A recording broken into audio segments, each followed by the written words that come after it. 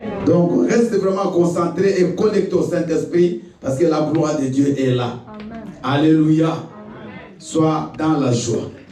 Oublie tes problèmes. Amen. Amen. Maintenant, nous voulons écouter un message très très puissant. Ce message, bien-aimé, va nous amener à comprendre que Dieu est là pour agir, mais que nous aussi, nous devons faire quelque chose.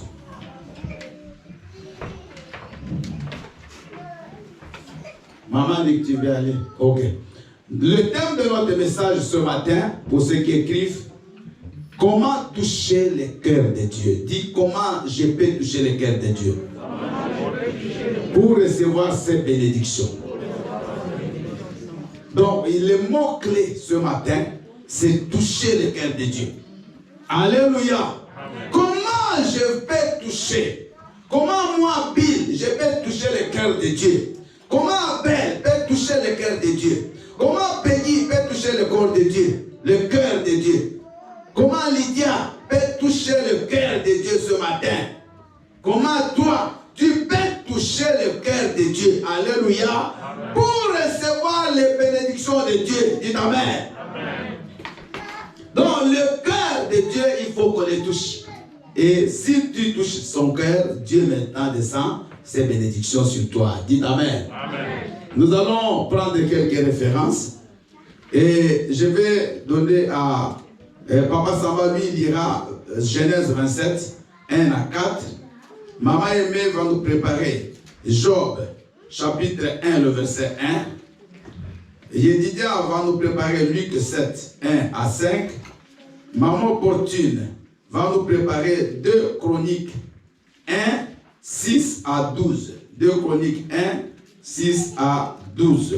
Amen. Amen. Nous allons suivre ces lectures. Après, nous allons écouter la parole de Dieu. Vous avez dansé pendant 20 minutes. Donc, laissez aussi moi que je prêche. Même 20 minutes aussi. C'est pas grave. Amen. De plus. Amen. Comme on a dansé, il faut aussi que Dieu nous parle, non? Amen. On y va. Nous lisons la parole de Dieu dans le livre de Genèse, chapitre 27, du verset 1 au verset 4, je lis au nom de Jésus. Amen.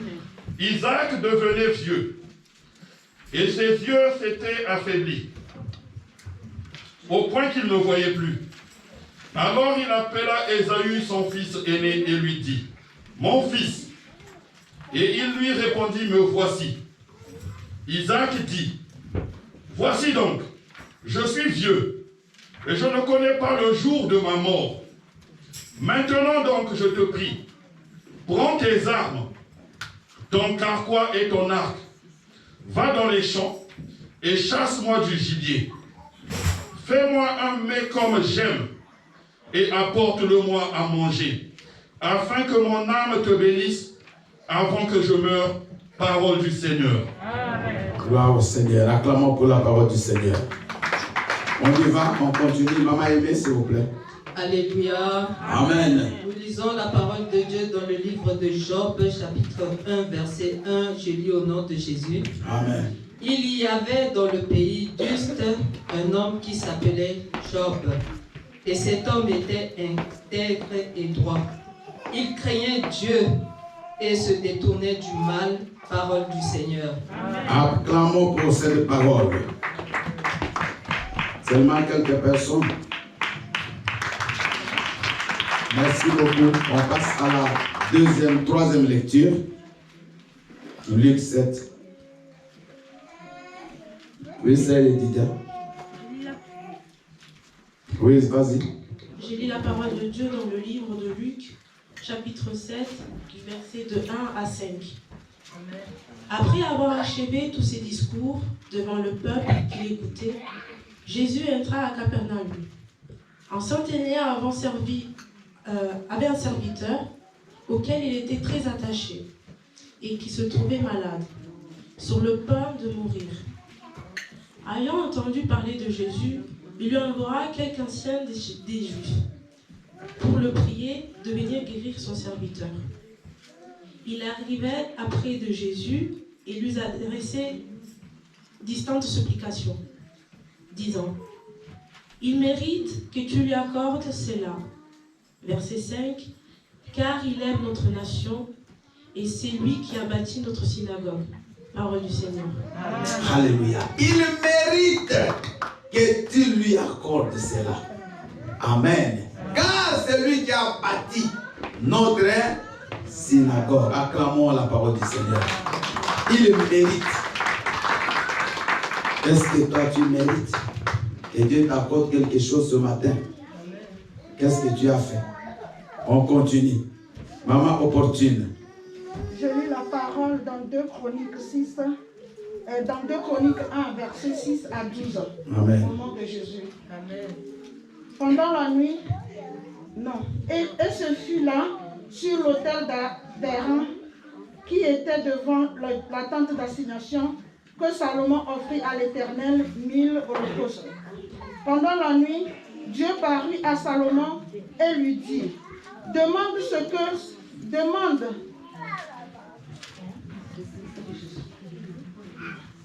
Et Salomon, elle lui dit, tu as traité David, mon père, avec une grande bienveillance. Et tu m'as fait régner à sa place. Maintenant, l'Éternel Dieu, que ta promesse à David, mon père, s'accomplisse. Puisque tu m'as fait régner sur un peuple nombreux comme la poussière de la terre.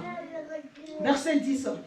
Accorde-moi donc de la sagesse et de l'intelligence afin que je sache me conduire à la tête de ce peuple.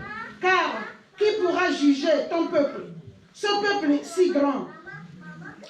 Verset 11. Dieu dit à Salomon, puisque c'est là ce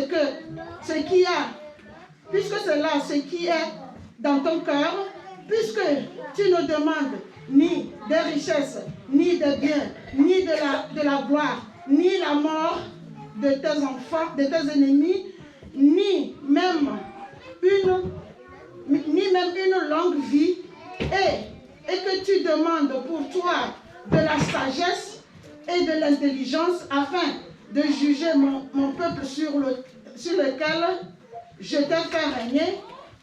La sagesse et l'intelligence se sont accordées.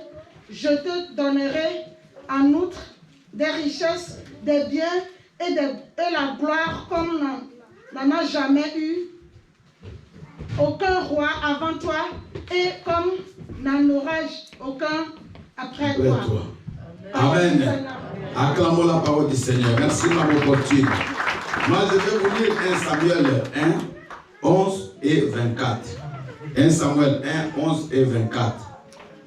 Elle fit un vœu en disant, Éternel des armées, si tu daignes regarder l'affliction de ta servante, si tu te souviens de moi et n'oublie point ta servante, et si tu donnes à ta servante un fils, je le consacrerai à l'Éternel pour tous les jours de sa vie, et le rasoir ne passera point sur sa tête.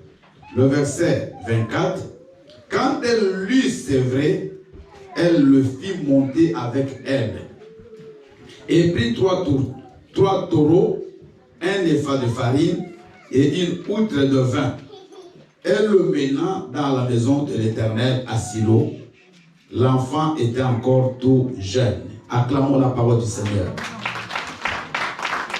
Avant que je prêche, je voudrais vraiment remercier et encourager toutes les personnes qui vivent très loin d'ici, qui font des fois 45 km, qui font 1 heure pour venir ici dans cette église. Amen. Il y a des gens qui viennent de Motoban, Moïsac, qui viennent de Villefranche, qui viennent de Muret, qui viennent de partout. Vraiment que le Seigneur soit avec vous et qu'il bénisse votre amour pour le Seigneur. Amen. Acclamons le Seigneur.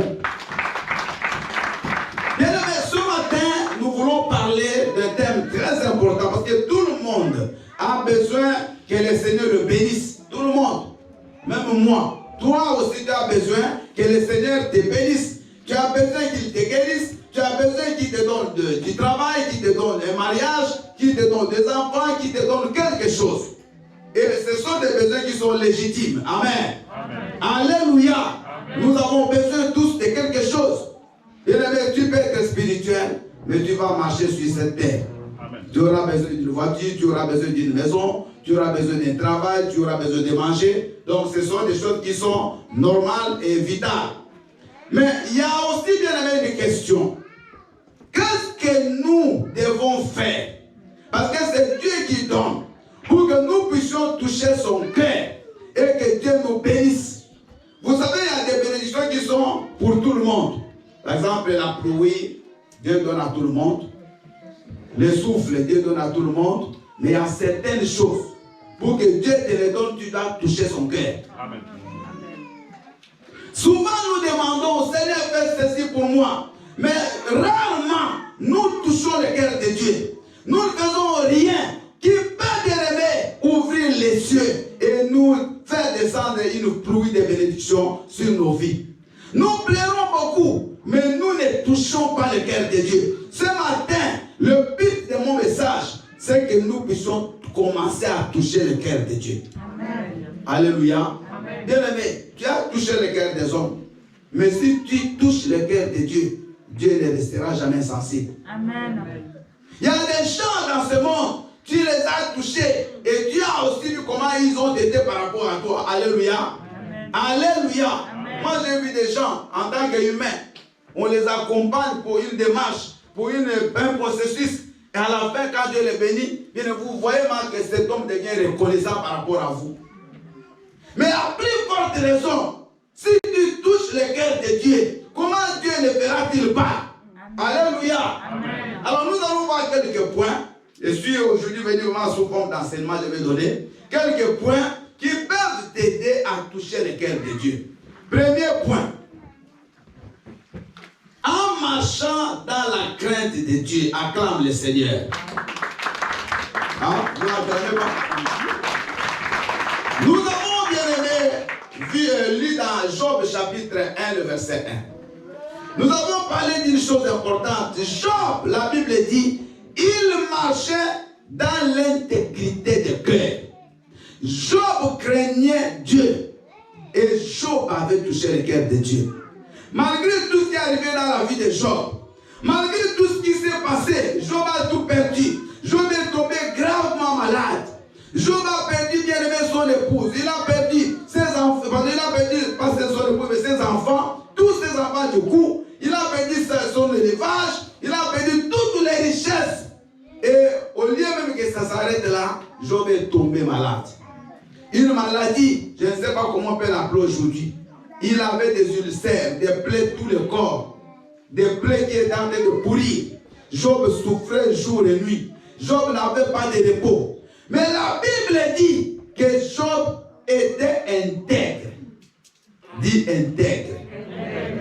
Job marchait dans la crainte de Dieu. Bien aimé, aujourd'hui, la crainte de Dieu n'existe plus dans les églises. Ça n'existe pas dans la vie des enfants de Dieu. Nous voulons vraiment que Dieu nous bénisse, mais nous ne marchons pas dans la crainte. Nous voulons que Dieu agisse, mais nous vivons bien aimé dans les magouilles, dans le mensonge, dans la tricherie, dans la fornication, dans l'impudicité, dans beaucoup de mauvaises choses. Mais nous voulons que Dieu bénisse. Bien aimé, Dieu ne collabore pas avec les péchés. Dites Amen. Amen. C'est à quelque chose que Dieu ne peut pas sentir, c'est le péché. Jamais. Tu vis une vie de péché, mais tu veux que Dieu agisse, mais il ne va pas agir. Tu ne peux pas toucher le cœur de Dieu dans la vie de péché. Job, bien aimé, il a touché Dieu. Regardez, la femme même de Job va pousser Job à commettre un péché. Il dit, écoute, insulte Dieu et tu vas mourir.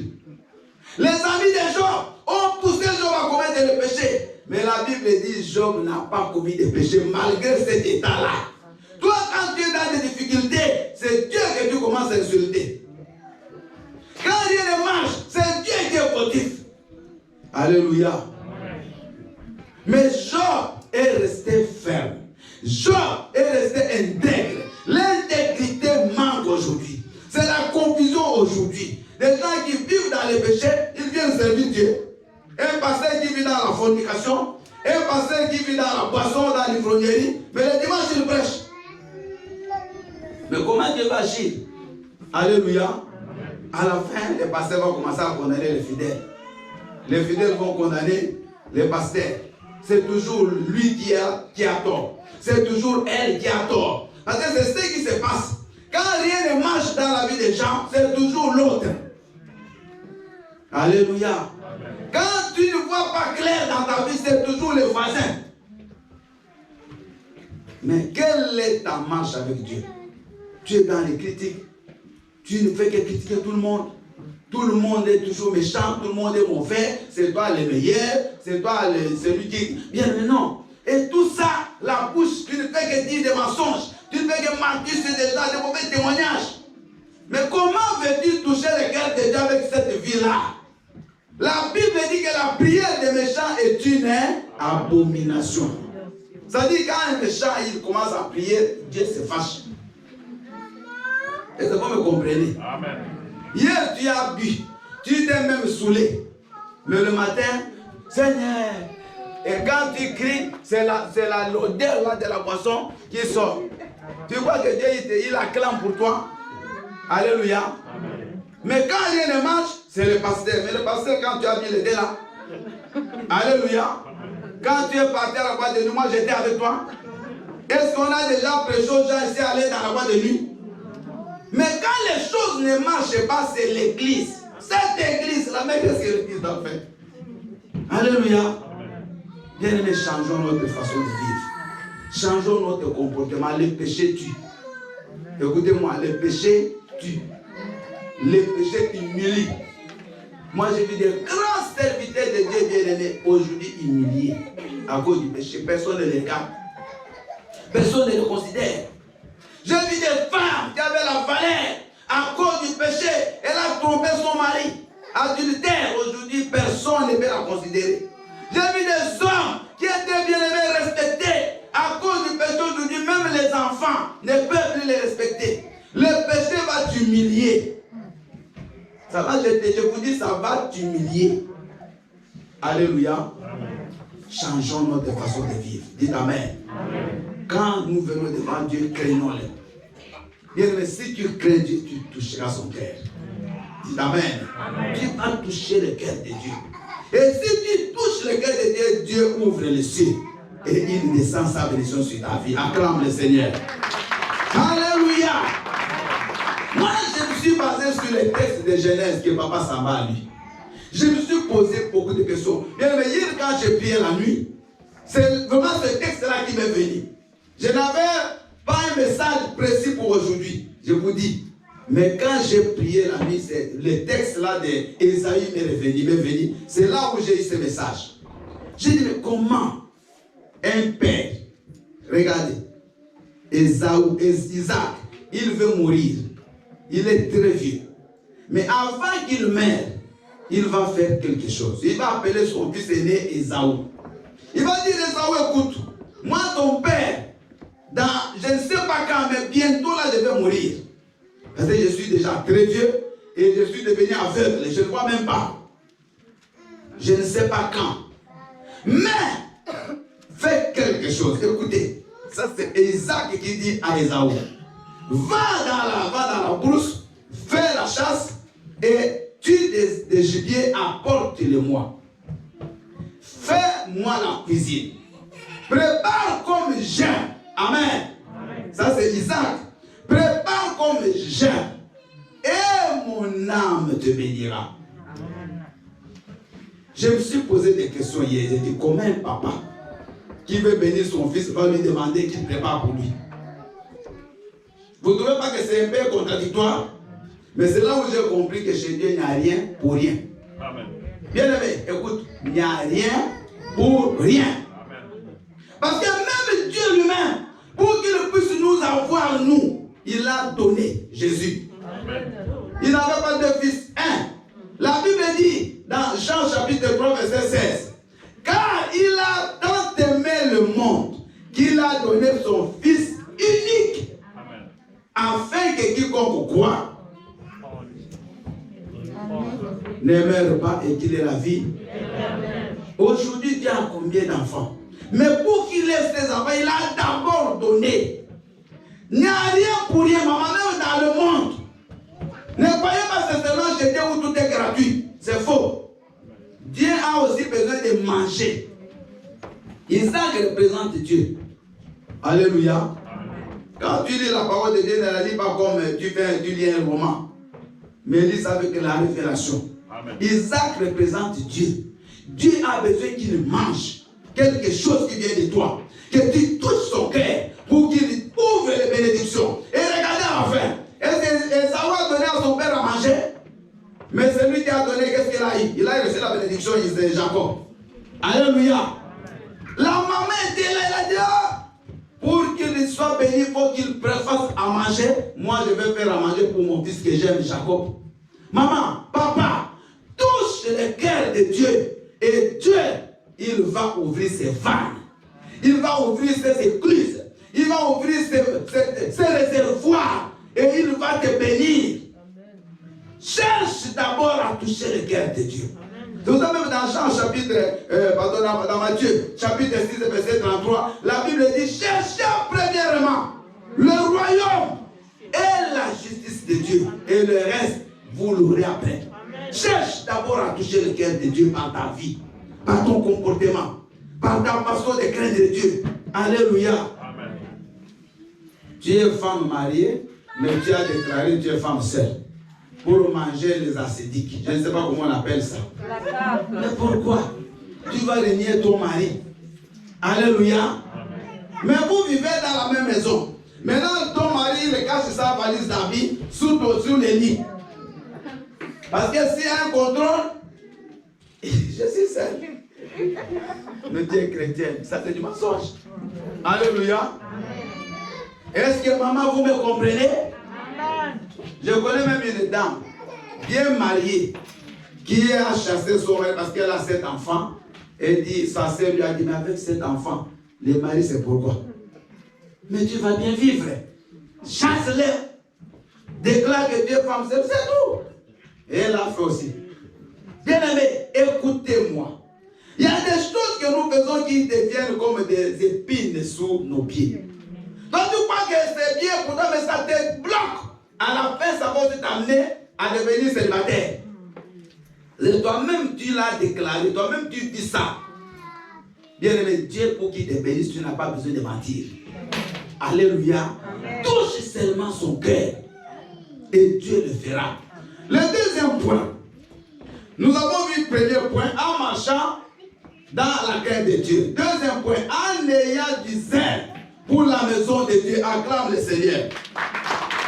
Quand tu as le zèle, c'est-à-dire que tu as un amour excessif pour la maison de Dieu, c'est là où tu peux toucher le cœur de Dieu. Amen. Alléluia. On a lu dans le livre de Luc chapitre 7. Cette histoire, Dieu, mais ça me touche beaucoup. La Bible dit qu'il y avait un centenier romain. Et pourquoi je dis que ça me touche? Parce que la personne dont on parle ici n'était pas juif. N'était même pas la part d'Israël. Alléluia. Amen. Un étranger, un Romain.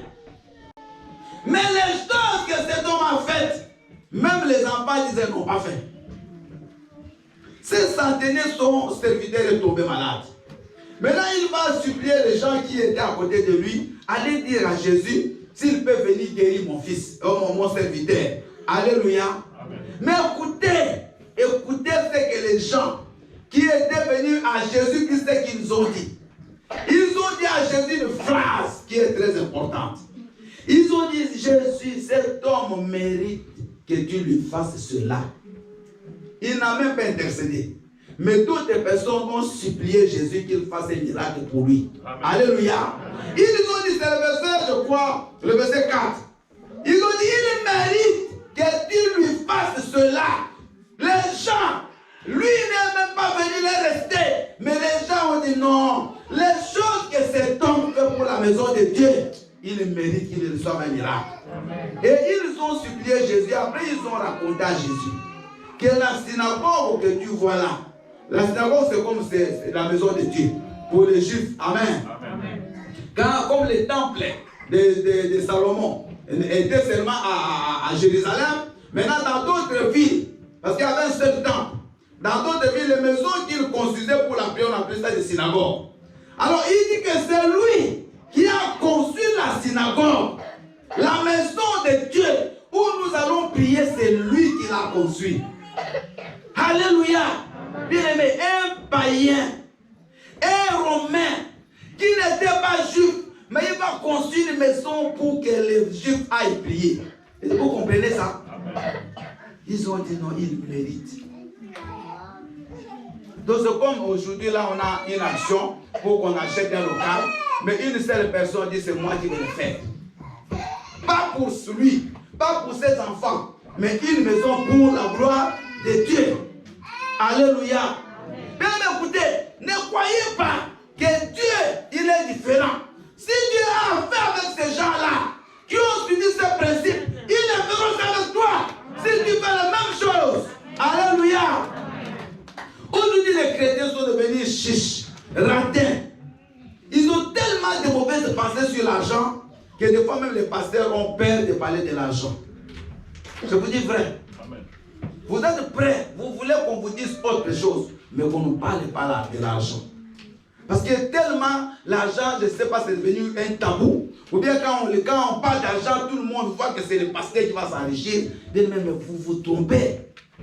Vous ne donnez pas un nom. La synagogue là, est-ce que c'est bien qui allait prier?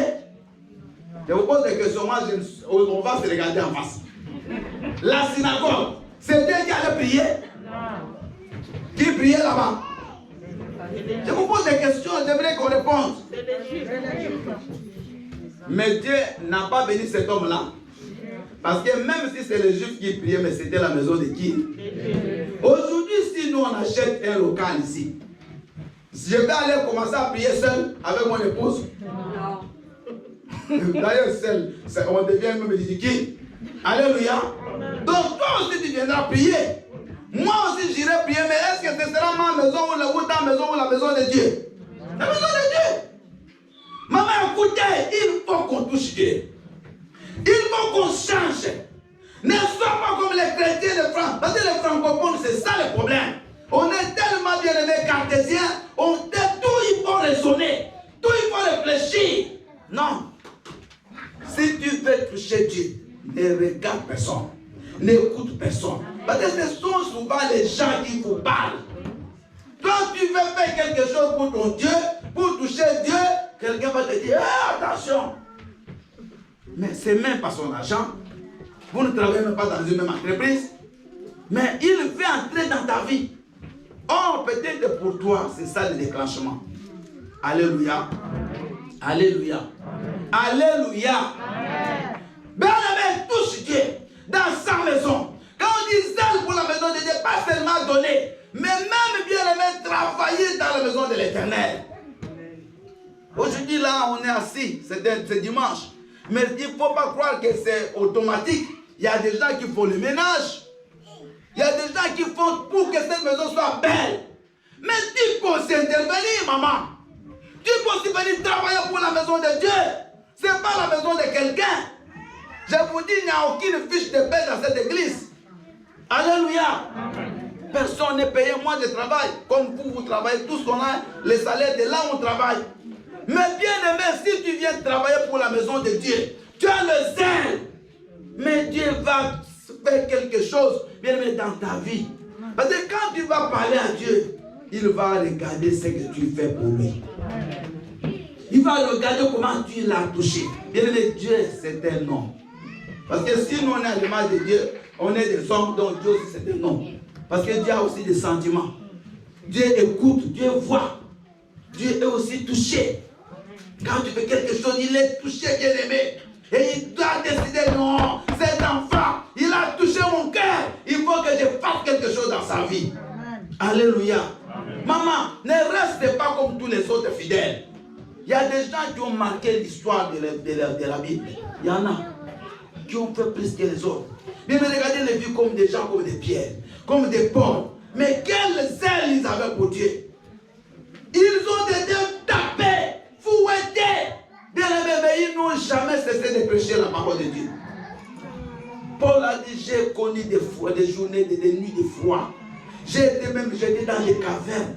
J'ai reçu 39 fouets. J'ai reçu des coups de famine. Mais Paul n'a jamais cessé de prêcher la parole. Il était toujours là. Il n'a même pas eu le temps de se marier à cause du travail de Dieu. Il a donné toute sa vie. Les Pierre, ils étaient de mariés, Pierre. Pierre avait une femme. Il a tout laissé pour suivre Jésus. Alléluia. Amen. Le zèle. Vous savez, il y a des gens, même à l'église ici, bien aimé, moi, quand il a un souci, je vous dis, je ne dors pas. Je vous dis vrai. Parce qu'ils ont touché le cœur de Dieu. Parce que quelqu'un qui touche mon cœur à moi, il touche le cœur de Dieu. Parce que vous n'allez même pas toucher le cœur de Dieu, vous ne le voyez pas. Mais si moi, je vous dis vrai, si vous me touchez moi, c'est Dieu qui vous avez touché. Il y a des gens ici, quand ils ont des points, moi je jeûne, moi je ne dors pas pour eux. Parce qu'ils ont fait quelque chose qui a touché ma vie. C'est-à-dire qui a touché Dieu. Alléluia. Amen. Alléluia. Amen. Je vois des papas qui viennent ici arranger des bals le samedi. Des papas responsables, avec des femmes, des enfants. Mais ils viennent ici samedi, ils arrangent les chaises. Ils nettoient l'église. Ils disent, ah Seigneur, tous ces gens-là. Moi, ça me va bien aimer tout droit au cœur. Tout droit. Touche Dieu. Même si toi, tu n'as pas besoin de quelque chose, mais tes enfants auront besoin de ça. Amen. C'est comme moi, je vous ai toujours, moi, je n'ai presque besoin de vraiment de rien. J'ai une épouse, j'ai des enfants, des petits-enfants, j'ai un travail, je suis stable. Alléluia. Amen. Je n'ai plus besoin d'enfants, je n'ai plus besoin de rien. Rien. Ce que j'ai, ça suffit. Mais toi, tu as besoin de ces choses-là. Cherche, si bien aimé, à toucher le cœur de Dieu. Tu as des enfants. Même si toi c'est bon, mais tes enfants. Alléluia. Cet homme, il a touché le cœur de Dieu. Il n'a pas, bien aimé, fait une synagogue pour son pays, la Rome, l'Italie. À l'époque c'était Rome. Mais il a fait pour les enfants d'Israël. Mais il visait Dieu. Et Dieu l'a vu. Dieu te verra, maman. Alléluia. Dieu te verra. Ne sois pas quelqu'un qui s'attache à tes richesses. Les richesses, on peut les perdre. La Bible dit dans Ecclésiaste que l'argent prend les ailes comme un oiseau. Ça dit quoi? Que tu peux aussi perdre de l'argent. C'est biblique. Amen. Mais accroche-toi à Dieu. Investis dans les champs missionnaires. Investis dans la maison de Dieu. C'est là le vrai investissement. Alléluia. Amen. Il y a des choses qui sont ici, ce sont des gens qui ont fait. Des enceintes qui vous servent là. Ce que vous voyez là. Les musiques, les ordinateurs, tout ce qui est là. Même le loyer, même la garantie. Il y a les chèques, tout. Il y a des gens qui ont fait. Mais qui ne sont pas plus riches que vous. Mais eux, ils ont fait quelque chose. Ils ont touché Dieu. Alléluia. Ils ont touché Dieu. Mais moi, je n'aime pas donner des témoignages de nous. Je vais parler de Maman Maria. Maman, mets-toi debout. Acclamons le Seigneur pour cette femme. Maman Maria a fait des choses dans cette église. La première personne, écoutez-moi. La première personne, avant qu'on commence même l'église, qui m'a vraiment, je vous dis, poussé, dit papa, allons chercher un local pour prier. Elle. On a fait des à pied avec elle, bien-aimé. On a fait des tours pour chercher un endroit. Mais ni pasteur, ni diaconesse. Alléluia. Amen. Quand on faisait ça, elle ne s'entendait pas qu'elle va monter, c'est pour prêcher. Et rien. Mais elle a fait. Il y a des choses ici qu'elle a fait, je ne vais pas vous montrer. Dans cette église. Mais quand elle voulait avoir son enfant, très malade, Covid, grossesse de 8 mois Covid. Il y a un docteur Ram qui est là, il comprend. Bien aimé, Covid, une femme qui a une grossesse de 8 mois, en surpoids. Bien aimé, même 3 heures du matin, elle m'appelait, je priais avec elle à 3 heures. 1 heure, n'importe quand, tous les mercredis, elle venait si je la raccompagne, je priais pour elle. Parce qu'elle m'a touché.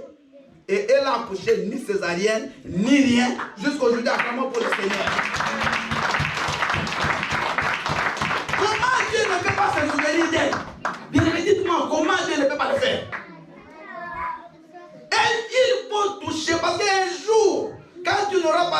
cesses de prier, tu diras Seigneur, souviens-toi. Alléluia. Ne croyez pas que tous les jours on est fort. Il arrive des temps où tu as vraiment envie de prier, mais tu ne peux pas. Mais tu pourras simplement, même avec une petite voix, Seigneur, souviens-toi de moi. Maintenant, il va se souvenir de toi en... Il y a des gens qui ne peuvent pas faire cette prière. Mais j'aimerais vous inciter à faire des choses. Et vous verrez la gloire de Dieu. Vous verrez, maman, Dieu ne change pas. Cet homme n'était même pas juif, mais il a vu la gloire de Dieu. Jésus-Christ a répondu à sa prière. Troisièmement, en donnant. Alléluia. J'avais mis entre parenthèses offrandes, dîmes, tout ce que vous pouvez donner avec libéralité. Bien aimé, donner, c'est une voie qui peut ouvrir des grandes portes. Alléluia. Nous avons lu, bien aimé, comment Dieu a béni Salomon. David, son père, a réuni tout le matériel pour la construction du temple. Mais la Bible dit que Salomon a fait une holocauste de 1000 bœufs. Alléluia. Bien aimé, 1000. Est-ce que vous comprenez 1000 bœufs? Hein? 1000, hein? Il a donné à Dieu 1000 bœufs. Bien aimé, dès qu'il a donné la nuit, écoutez, la nuit, Dieu va apparaître à Salomon. Il va dire, Salomon, tu as touché mon cœur. Amen. Demande-moi. Qu'est-ce que tu veux? Bien aimé, écoutez, ce n'est pas un homme, mais c'est Dieu qui lui dit. C'est ce que moi j'ai toujours prié, que j'entends cette voix-là. Dieu me pose une question un jour, qu'il me dise, Bill, demande-moi qu'est-ce que je peux faire pour toi. Moi, ce que je vais demander, c'est dans mon cœur. Alléluia. Salomon, demande-moi. Bien, l'offrande de Salomon a touché le cœur de Dieu. Il y a des gens qui donnent aussi un bœuf, 2, mais lui il a donné 1000. Bien, mais ça c'est, il y a beaucoup qu'il a donné. La Bible dit qu'ils ont commencé à offrir l'Holocauste pendant au moins 2 semaines. Les bœufs ne finissaient pas à les tuer pour qu'on les offre. Et il a dit, Seigneur, je suis jeune. Je viens de prendre le pouvoir. Donne-moi simplement l'intelligence et la sagesse. Lui, il a demandé les choses du ciel. Mais Dieu a dit oui. Même si tu as demandé ça, mais je te donne encore l'argent. La richesse, plus qu'aucune personne, ni avant, ni après. Donc même les Bill Gates, même les Jacques, c'est qui le monsieur là de Facebook?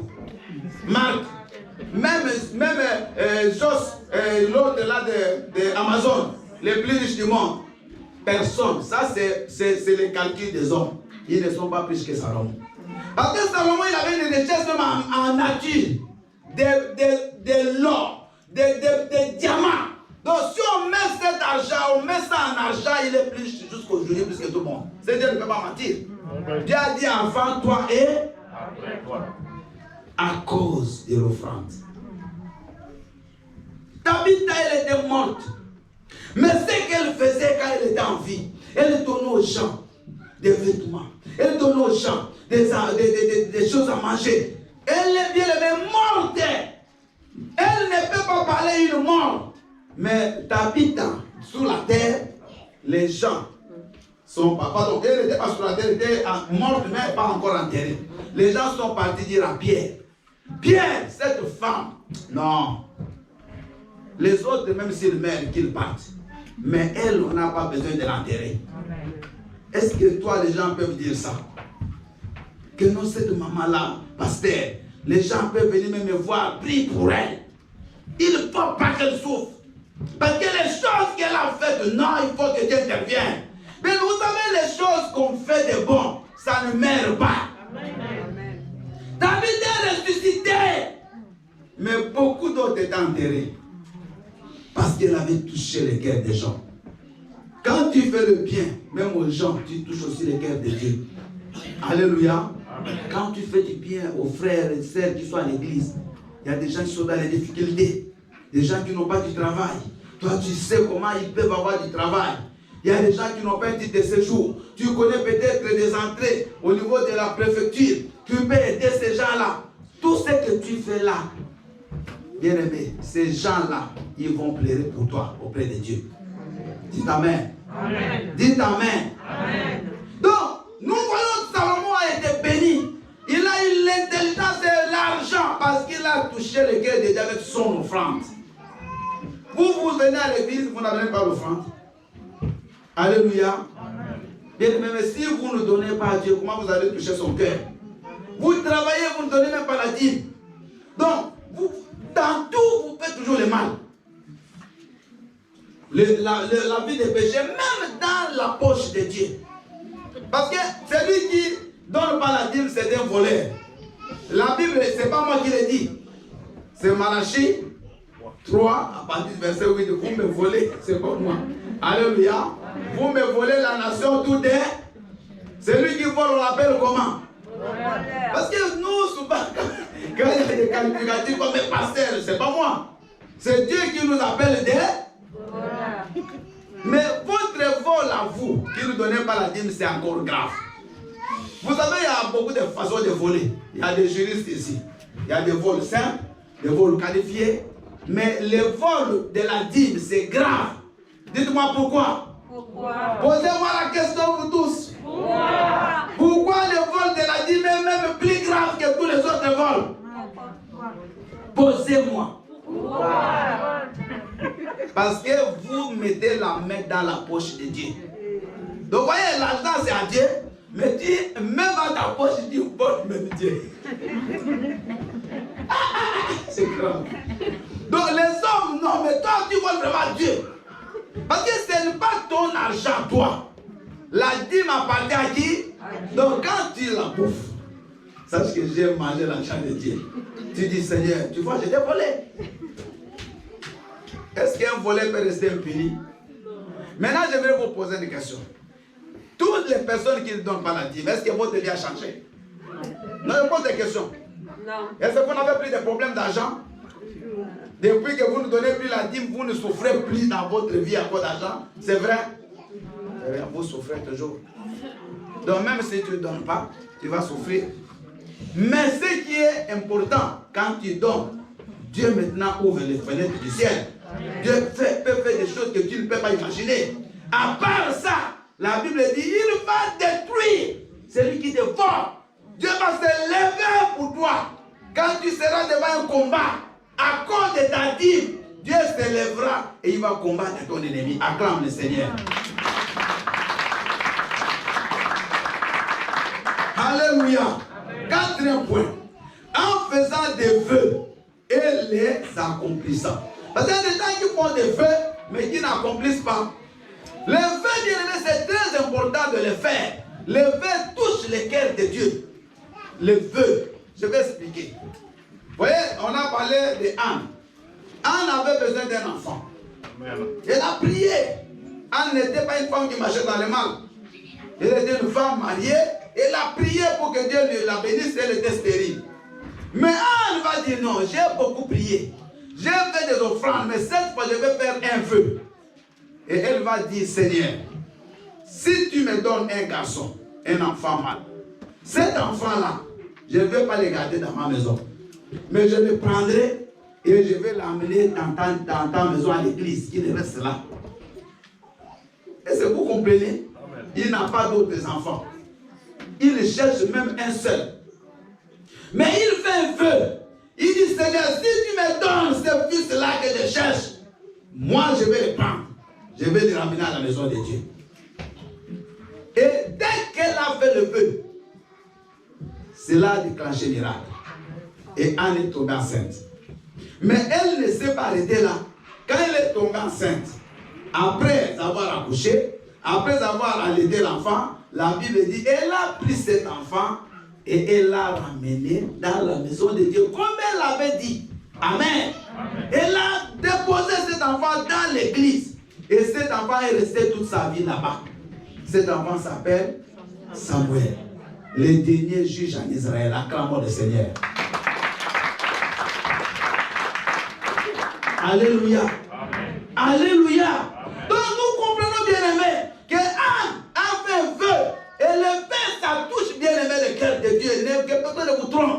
Mais ça ne se limite pas là. Quand tu fais un vœu, il faut que tu l'accomplisses. Parce que dans les églises, beaucoup de gens font des vœux, mais ils n'accomplissent pas. Il y a un ami, on a grandi ensemble à l'église au Congo. Cet ami-là dit, mais toutes les fois qu'on faisait, qui va faire un vœu, lui était le premier. Je vous dis toutes les fois, les premiers on les connaissait. Dès qu'on dit qui va faire, lui est déjà sorti. Un jour, qui va faire le vœu, il sort le passage, il dit rentre. Ne viens plus. Maintenant, qu'est-ce qui se passe? Alléluia. Le pasteur va dire, vous savez ce frère-là, depuis qu'il a fait le vœu, aucun jour il l'a accompli. Ne viens plus. Alléluia. Amen. Donc, il y a des gens qui font des vœux, mais qui ne les accomplissent pas. Faire le vœu et ne pas l'accomplir, ça devient maintenant tu fais un péché. Et ça devient grave pour toi. Alléluia. Seigneur, si tu me donnes du travail, je ne vais pas manquer à te donner ma dîme. Je ne manquerai pas à venir dans la maison de Dieu. Je vais soutenir l'œuvre de Dieu. Depuis que tu as eu le travail, tu n'as jamais fait ça. Amen. Si tu me donnes un titre de séjour, Seigneur, tu me verras tous les jours dans ta maison. D'ailleurs, c'est ce jour que tu l'as et que tu ne viens plus. Amen. Si tu me donnes le mariage, oh Seigneur, je viendrai te louer, t'adorer. Depuis que tu as eu le mariage, oh, tu vas, pasteur, il faut que je fasse la semoule pour mon mari. Hein? Maman, c'est pour ça que tu ne viens pas. Oh, tu vois les enfants, bon, vraiment je suis débordé.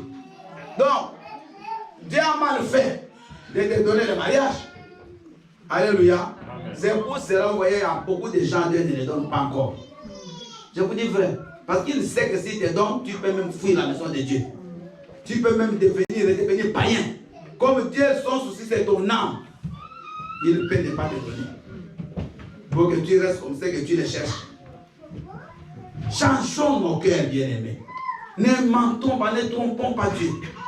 Nous prions, Seigneur, si tu me fais ça, je te ferai, tu ne le fais pas. Et tu sais même que tu mens Dieu. Prier des mensonges. Mais tu joues avec qui?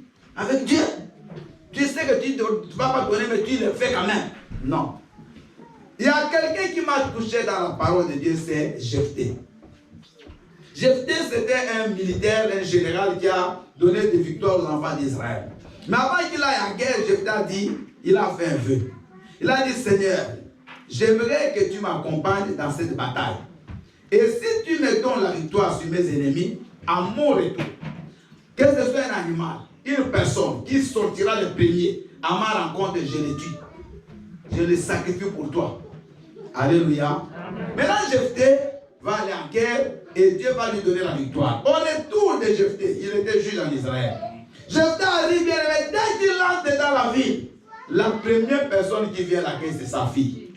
Et c'est sa fille unique. Il n'avait pas d'autre enfant, la fille unique.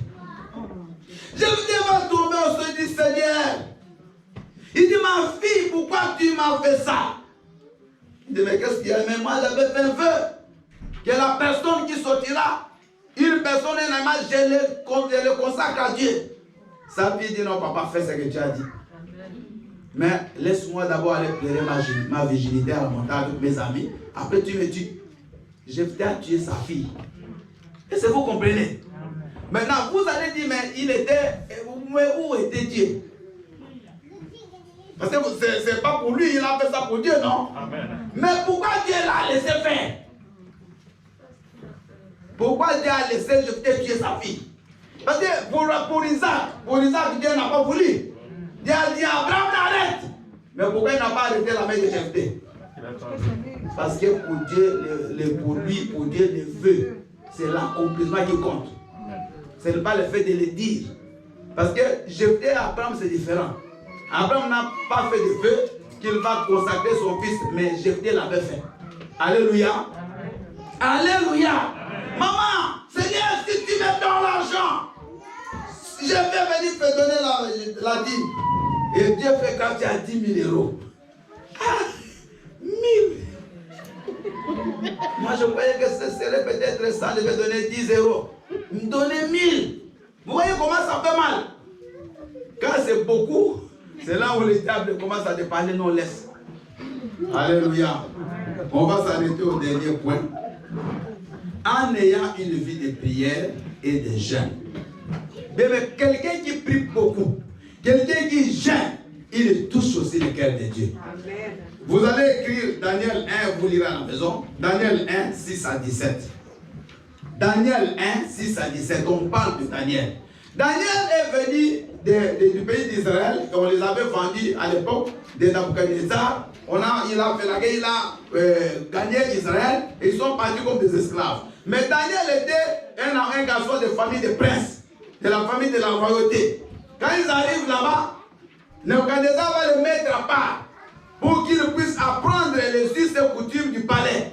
Pour qu'après qu'ils servent au palais ceux qui seront intelligents. Alors Daniel, il va commencer à faire un jeûne. Il va faire le jeûne, mais c'était très dangereux ce jeûne-là. Mais il a fait le jeûne. Il a prié. Et quand on a fait le test, c'est Daniel qui est sorti le premier. Il a été reçu et il a commencé à travailler dans le pays, dans la maison du roi. Acclamons le Seigneur. Le jeûne de Daniel a touché Dieu et Dieu lui a donné l'intelligence. Vous savez, quand vous touchez le cœur de Dieu, Dieu vous donne même l'intelligence. Il y a des gens ici qui ont étudié, qui ont eu des diplômes, mais quand vous voyez leur parcours, vous ne pouvez pas accepter qu'ils peuvent avoir ce diplôme-là. Parce que Dieu, il voit leur cœur. Il voit comment ils l'ont touché. Et Dieu leur accorde de l'intelligence. Alléluia. Daniel, il a été, écoutez, 4 rois successivement. Daniel a travaillé avec eux dans la cour royale. Avec 4 rois. Ce n'est pas donné à tout le monde. Daniel, on l'a même arrêté. On l'a jeté dans la fosse aux lions. Mais les lions ne l'ont même pas mangé. Parce que c'était un homme de prière. Il était fidèle à la prière. Il était toujours dans la maison de Dieu. 3 fois par jour, Daniel priait. Mais nous, les enfants de Dieu, c'est pitié. Surtout la prière, les gens n'aiment pas. Bien aimé, tu crois que prier, c'est venir prier dimanche? C'est faux. Il faut prier tous les jours. Et il faut aussi prier dans le programme de l'église. Alléluia.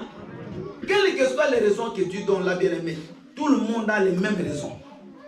Parce que toutes les personnes qui ne viennent pas la semaine, vous travaillez plus que tous ceux qui viennent, vous êtes sûrs. Donc seulement le travail ici en France, c'est vous. Ici parmi nous, il y a des infirmières, il y a des médecins, il y a des ingénieurs, il y a des architectes, il y a des gens qui travaillent des grands restaurants dans les entreprises, mais qui viennent aussi prier la semaine. Le même horaire, 7 heures comme toi. Mais elle vient. Mais toi, tu n'as aucun zèle pour Dieu. Aucune envie de prier. Mais comment veux-tu que Dieu agisse, maman? Comment veux-tu que Dieu change ta façon, ta vie, ma sœur? Tu as des problèmes. Tu as un problème de santé. Mais cherche Dieu. Viens prier dans sa maison. Aucune personne bien-aimée n'est venue à rester à la maison. Viens toucher le cœur de Dieu. Vous êtes des jeunes, on ne vous voit pas. Non, je fais les... Donc vous étudiez seulement à l'aide de la prière. Non, je vous pose la question pour les enfants là. Alléluia. Donc toi, tu n'étudies que de 18h à 20h. Mais quand il n'y a pas la prière, tu ne fais que... Même si on vient chez toi, tu n'es même pas en train d'étudier. Tu es en train de jouer au game, en train d'appeler des amis, je ne sais pas où. Même les enfants, mais étudiez. Aimez-vous ces enfants intelligents. Et pas seulement des enfants aussi en Christ, stables. Des frères responsables dans la vie. Bien aimé, changez votre façon de chercher Dieu. Ne croyez pas que ceux qui viennent à l'église, ils ont beaucoup de problèmes plus que vous. Tout le monde a ses problèmes. Alléluia. Amen. Mais le problème dans la vie, c'est de venir chercher la face de Dieu. Dites Amen. Amen. Il est vivant. Donc, j'aimerais simplement vous encourager. Ne le regardez pas, elle va travailler, elle travaille là. Donc, bien aimé, écoutez-moi. La maison de Dieu a besoin que tu viennes prier. Tu viennes mettre tes genoux au sol. Seigneur, moi je vois des femmes, je vois des hommes qui viennent s'agenouiller ici mercredi, vendredi, en train de pleurer. Et je vois la différence. Je vous dis, frère. Moi, je ne vois pas la différence de ceux qui viennent et ceux qui ne viennent pas. Je vous dis, frère. Ceux qui cherchent Dieu, je vous pose comment Dieu les bénit. Alléluia. Amen. Alléluia. Donc, ne sois pas pas rester dans les choses de Dieu. Alors nous sommes arrivés à la fin. Nous avons compris que le Seigneur a besoin que tu touches son cœur. Et si tu touches son cœur, les bénédictions de Dieu seront sur toi. Amen. Amen. Acclamons le Seigneur. C'est un message qui va beaucoup nous aider. On va faire beaucoup de prières pendant la semaine par rapport à ça. Donc je vous invite mercredi et vendredi à être là pour qu'on continue à prier sur ça. Amen. Hein? On va fermer nos yeux. Que chacun bien-aimé regarde dans son cœur et qu'il dise une chose à Dieu. Parle seulement, dis Seigneur, donne-moi la